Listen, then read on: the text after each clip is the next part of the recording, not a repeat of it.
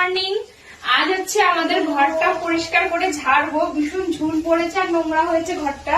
তো এই যে ঝাঁটা নিয়ে ঝাড়ছি ঘর। আসলে ধরো এটা তো চৈত্র মাস পড়েই গেছে, পয়লা বৈশাখের আগে তো ঘর বাড়ি ঝাড়াঝাড়ি করে পরিষ্কার পরিচ্ছন্ন করতেই হয়। তো ভাবলাম যে আজই তাহলে এই ঘরটা পরিষ্কার পরিচ্ছন্ন করে ফেলি। ঝুল পড়েছে প্রচন্ড পরিমাণে।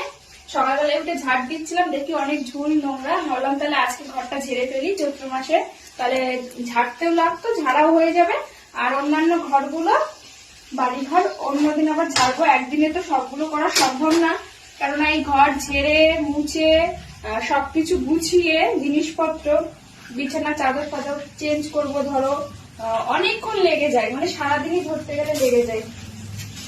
এর জন্য একটা ঘর করবো আজকে।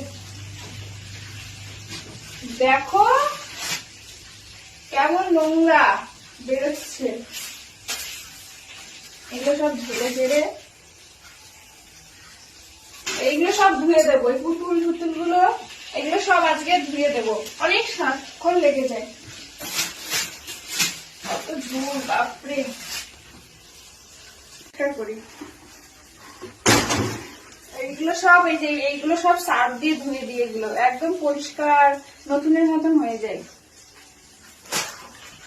ঠিক আছে বন্ধুরা, তোমাদের সাথে পরে কথা বলবো। আমি তাহলে পরিষ্কার করি, গোছানো হয়ে যাবে আর পরে তোমাদের সাথে আবার শেয়ার করবো। চলো টাটা।